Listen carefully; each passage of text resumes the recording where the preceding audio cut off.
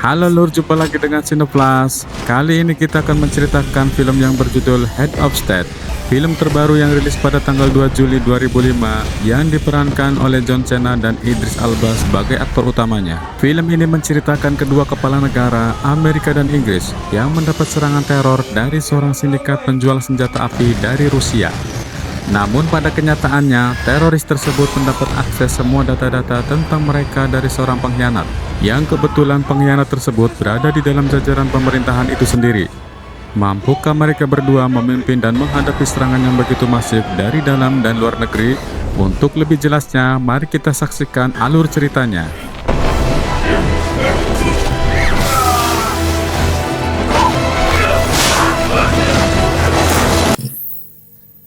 We have just received devastating. Mr. Samuel Clark. Scene berawal di sebuah kota bundol Spanyol. Kala itu sedang diadakan pesta perang tahunan lempar tomat terbesar di dunia.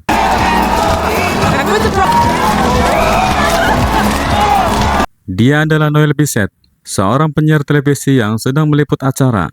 Namun itu adalah sebuah kamuflase karena mereka sesungguhnya adalah agen CIA yang sedang mengincar seorang bandar SNP alias senjata api dari Rusia bernama Viktor Gradov. Belum lama kemudian, target telah tiba di antara kerumunan massa. Dikira mereka adalah satu-satunya komplotan yang sedang mengincar target, namun justru kebalikannya. Para anggota CIA itu telah dijadikan target oleh Gradov dan para anak buahnya. Dan Joe, salah satu dari mereka, telah dibidik dari jarak jauh oleh seseorang yang sudah mengincarnya dari tadi. Dan apa yang terjadi?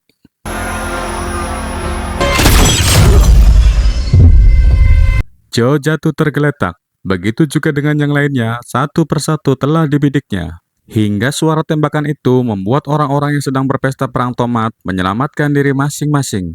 Lalu komplotan itu masuk ke dalam mobil van dan mencuri data eselon. Namun Noel Bisset datang ketika mereka hendak kabur.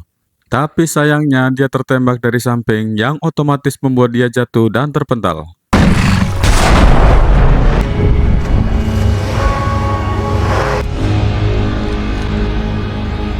Scene berganti ke London. Dia adalah Sam Clark, sang Perdana Menteri yang sepertinya dia sudah mengetahui akan kedatangan Presiden Amerika Will Derringer. Kala itu Will begitu sangat viral karena dia baru saja memenangkan pemilihan umum di Amerika 2 bulan lalu. Dan ini adalah kunjungan pertamanya sebagai Presiden Amerika. Meskipun begitu, Sam tidak begitu menyukai kedatangannya. Your early morning meetings have been cleared for an urgent brief. You dead. I'm so sorry. Tiba saatnya di Istana Buckingham, keluarga kerajaan akan menjamu kedatangan Presiden Amerika. Namun ada keresahan di antara mereka sesama anggota NATO, khususnya sorotan dunia kepada Amerika dan Inggris mengenai kegagalan operasi militernya di Spanyol 1 pekan yang lalu. NATO gagal mengatasi operasi militernya menangkap bandar besar SNP yang bernama Viktor Gradov. Kedua kepala negara itu resah apabila dalam konversi persnya ada audien yang bertanya mengenai kegagalan operasi militernya. Lalu Will mencoba berkolaborasi dengan Sam. Apabila ada pertanyaan mengenai hal itu, lebih baik kita alihkan saja dengan jawaban yang lainnya, terutama pertanyaan kritis dari seorang jurnalis yang bernama Jack Gordon, yang sekiranya kita belum bisa menjawabnya agar kita tidak terjebak dalam situasi yang konyol. Karena ini menyangkut kredibilitas kita sebagai kepala negara, kata Will. Namun Sam bukanlah orang yang mudah diajak bekerja sama dengan orang yang baru saja dia kenal. Dia lebih memilih protokoler yang sudah diatur oleh tim khususnya. NATO, clean energy, light and bright stuff. Roger that, yeah. Let's dance, I guess. Tibalah saatnya mereka berdua jumpa pers. Kedua kepala negara tersebut memberikan paparan mengenai hubungan erat mereka. Satu sama lainnya saling menimpali. Karena kedua belah pihak beda cara penyampaiannya, hingga akhirnya Will mencoba ikut menjawab seorang wartawan yang juga ikut menyinggung pribadi Sam, yaitu tentang mantan pacarnya yang kini sudah berstatus istri orang. Karena Will menyerang pribadi Sam lebih dulu, sebagai balasan, akhirnya dia mengundang wartawan kritis Jack Gordon untuk bertanya. Dan ternyata benar, Jack Gordon bertanya kepada mereka berdua mengenai operasi intelijen yang gagal di Spanyol yang telah menewaskan 6 warga Amerika dan Inggris kala itu. Sam berusaha mencoba menjawab, tetapi dia lebih memilih merahasiakan jawaban atas pertanyaan itu. Namun beda lagi dengan Will yang mencoba belak-belakan menjawabnya. We aren't making any promises except that we will. Ways of the men and women killed in Spain? I spent a lot of time. Akhirnya di sini bisa terlihat, jawaban mereka berdua sepertinya tidak kompak dan saling serang opini. Juga terlihat tendensius di antara mereka berdua. Will merasa emosi kepada Sam karena dia merasa dipermalukan di depan pers. Dia takut pertemuannya dengan Sam akan menjadi buah bibir yang buruk di banyak berita. Sebelum semuanya itu terjadi memburuk, mereka dianjurkan untuk terlihat bersatu. Lalu dibuatlah skenario keduanya terbang bersama ke Warsawa, ibu kota Polandia, dan Trieste. Agar mereka berdua terlihat akrab dan baik-baik saja, lalu melambaikan tangan di depan kamera para wartawan. Maka terbanglah mereka berdua menggunakan pesawat Air Force One ke Polandia. Namun mereka tidak menyadari di dalam pesawat itu, ternyata ada penyusup anak buah Viktor Gradov. Dan berpura-pura menjadi seorang chef yang akan mengancam keselamatan mereka berdua. Dan benar saja, penyusup tersebut masuk ke dalam ruang sistem keamanan pesawat Air Force One. Dan berpura-pura mengantarkan makanan untuk mereka. Namun dalam sekejap, pria itu langsung menusuk semua staf yang ada di ruangan itu. Dia membajak pesawat itu dan memberikan sinyal kepada rekannya untuk mencegat pesawat Air Force One tersebut. Dalam sekejap, Presiden berada dalam bahaya karena pembajak sudah mengunci koordinat pesawat Presiden untuk dihancurkan.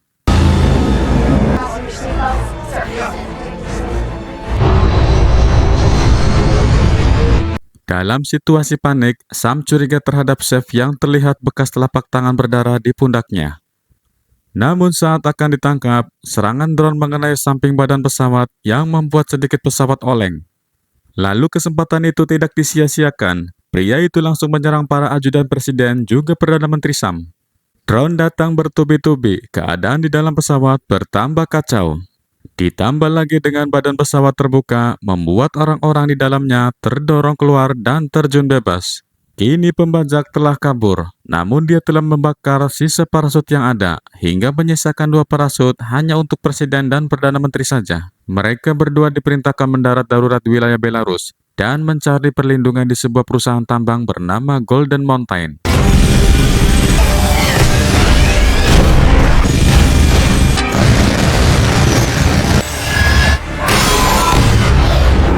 Dalam sekejap, berita menyebar ke seluruh dunia. Video detik-detik meledaknya pesawat Air Force One disiarkan oleh banyak stasiun televisi. Dunia pun terkejut melihat tragedi itu. Namun dunia tidak mengetahui Will dan Sam sesungguhnya telah mendarat dengan selamat dari tragedi itu. No phones, alright? Do as I do. Put that down! Stay!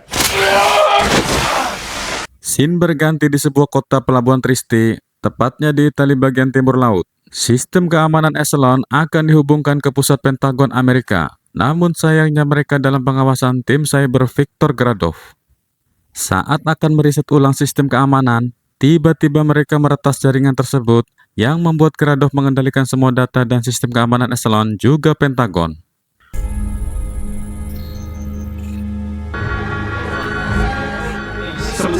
Will dan Sam masih berjalan mencari pertolongan, hingga mereka menemukan sebuah rumah penduduk yang terdapat anak-anak muda yang sedang bersantai. Will mencoba meminta pertolongan kepada mereka, namun Sam menolaknya. Menurutnya itu sangat berbahaya karena mereka berdua adalah orang yang begitu terkenal yang dia takutkan mereka malah menangkapnya. Menurut Sam, lebih baik mereka tetap bersembunyi dari pandangan semua orang, lalu merayap mendekati sebuah mobil tua itu dan mencurinya lalu pergi.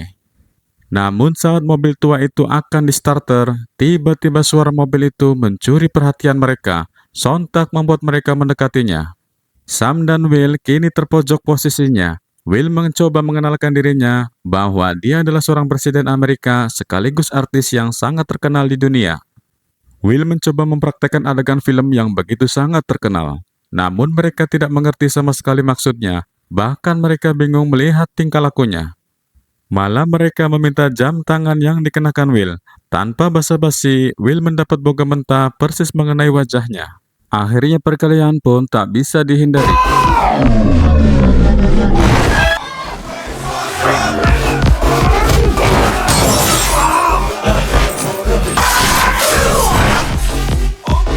Tidak puas dengan perkelahian itu, mereka berlima mulai menggunakan berbagai alat. Namun saat akan menyerang Sam dan Will, tiba-tiba seorang nenek datang menyelamatkan mereka. Setelah berbincang panjang lebar, akhirnya nenek itu bersedia mengantarkan mereka ke Warsawa, melewati perbatasan Belarus dan Polandia.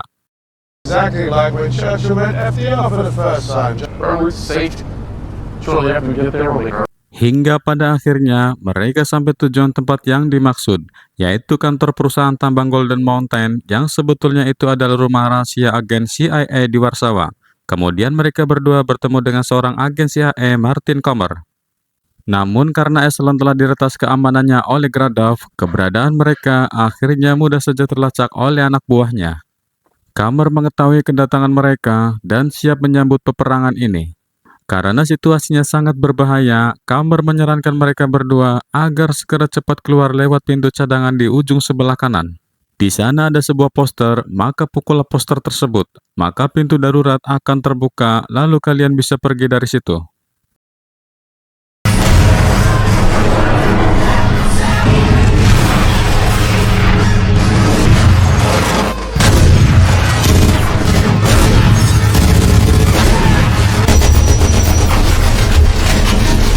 Sam dan Will berhasil kabur. Namun saat mereka berusaha kabur, rupanya mereka sudah ditunggu anak buah Gradov di depan pintu.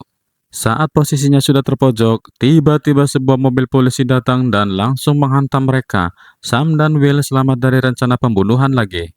Rupanya mobil itu dibawa oleh Noel Bissett, salah satu anggota CIA yang selamat dari pertempuran di Spanyol waktu itu. Sam dan Bissett sama-sama kaget melihat mereka sama-sama masih hidup. Karena saya melihat di berita televisi, Bissett telah terbunuh oleh anak buah Gradov. Begitupun juga Bissett melihat Sam telah tewas atas meledaknya pesawat yang ia naiki. Kini akhirnya mereka bisa berkumpul kembali walaupun ceritanya begitu rumit.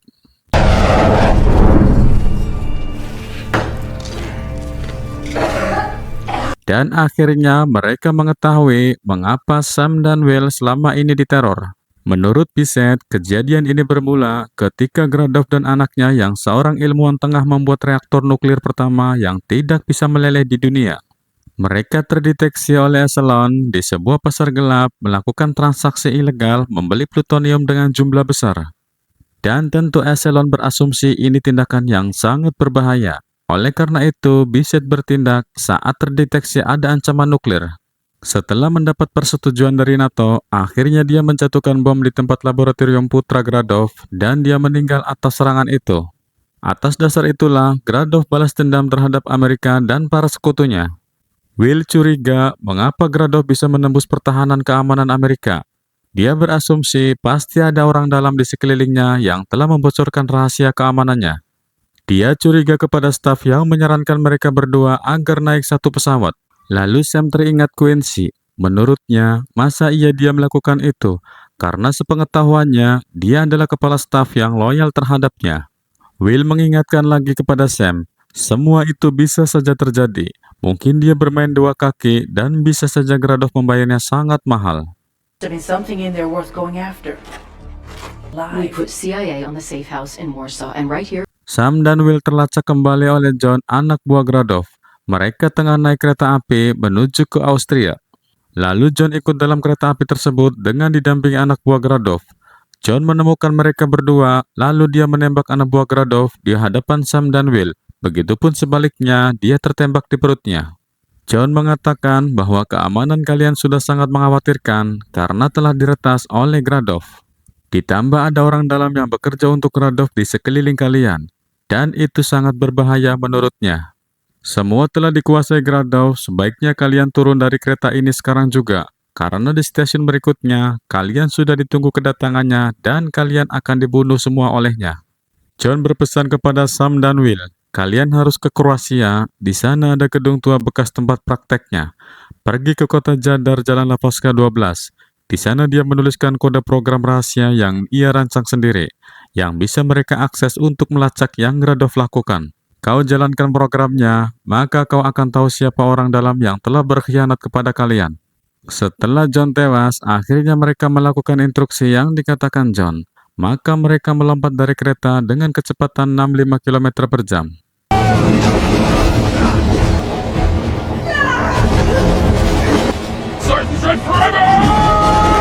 Tibalah mereka di kota bernama Zadar, Kroasia. Mereka memasuki sebuah gedung tua di mana John melakukan penelitiannya sebagai seorang hacker. Saat mereka menemukan ruangan yang dimaksud, tiba-tiba mereka kedatangan anak buah Gradov yang sepertinya sudah mengetahui kedatangan Sam dan Will ke tempat itu. Will dan Bissett membuka brankas, sementara Sam menghadang anak buah Gradov agar tidak sampai ke atas.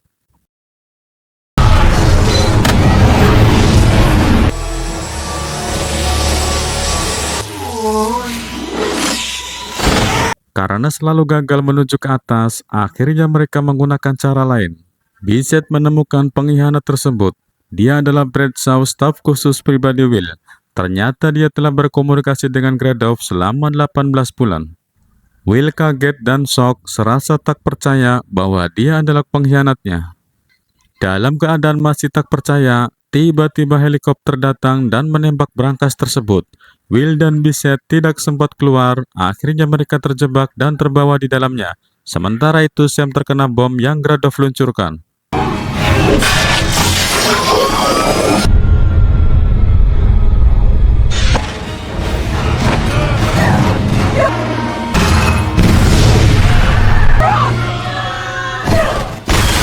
Keesokan harinya, Will menghubungi ibu wakil presiden bahwa dia sekarang berada di Pelabuhan Trieste. Dia minta dijemput oleh para ajudannya, namun dia berpesan agar Bradshaw jangan sampai tahu keberadaannya, karena dia adalah dalang sesungguhnya. Beberapa jam kemudian, jemputan datang. Will dan Bissett masuk ke dalam mobil tersebut. Namun sayang, di dalam mobil itu dia sudah ditunggu kedatangannya. Kik sudah menodongkan pistol ke arah mereka, yang itu benar-benar terjebak dan tidak bisa kemana-mana lagi. Namun Bissett langsung menyerang Kik, duel pun tak bisa dihindari. Saat posisi sedang sulit, tiba-tiba Sam datang dengan menggunakan mobil pemadam kebakaran. Dan apa yang terjadi?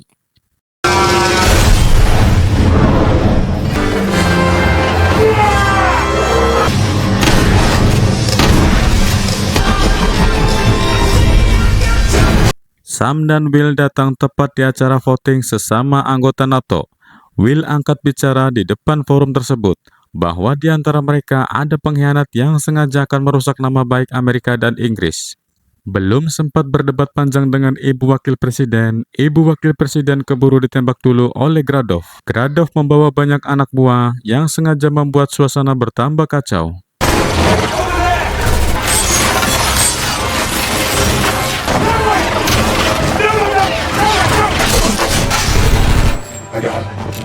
Saat Gradov mencoba kabur, Sam dan Will langsung mengejarnya. Namun apa yang mereka dapatkan, Gradov memberikan serangan kejutan kepada mereka. Di saat Gradov kehabisan amunisi, saat itulah mereka memberikan balasan yang lebih masif.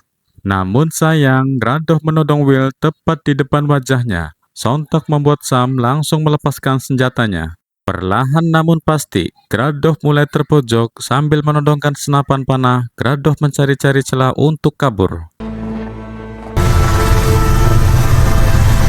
Dan benar saja, helikopter sudah menunggu di belakangnya. Karena posisi mereka sedang tertodong oleh Gradov, mereka tidak bisa apa-apa dan hanya bersikap pasrah sambil menunggu kesempatan berikutnya. Namun Will tidak ingin menunggu 10 tahun lagi menangkap dia, karena menurutnya ini adalah kesempatan terakhirnya. Lalu Sam mengingatkan Will di akhir adegan film Water Cobra yang dia perankan. Di situ ada momen berkesan ketika Water Cobra mengorbankan dirinya untuk saudaranya. Lalu Sam menyuruh Will untuk melakukan adegan yang sama pada saat ini. Sontak membuat Will terkesan terhadap Sam. Ternyata diam-diam dia mengagumi filmnya. Saat itulah Will mendapatkan inspirasi darinya dan tahu apa yang harus dia perbuat. Gradov mencoba kabur, Sam dan Will lari berpencar, lalu Sam terkena busur panah di dadanya. Sementara itu, Will mencabut patung peri kecil di hadapannya dan langsung melemparkan tepat ke dalam lubang baling-baling helikopternya. Dan apa yang terjadi?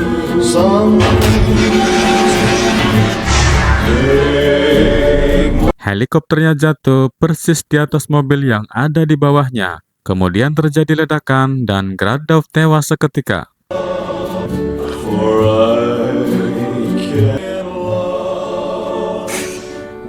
Cerita diakhiri dengan bergabungnya kembali para negara-negara aliansi NATO yang waktu itu sempat akan bubar. Akhirnya Sam dan Will duduk satu meja sambil menikmati ikan dan kentang goreng kesukaan mereka. Actually, fish and chips. Dig in.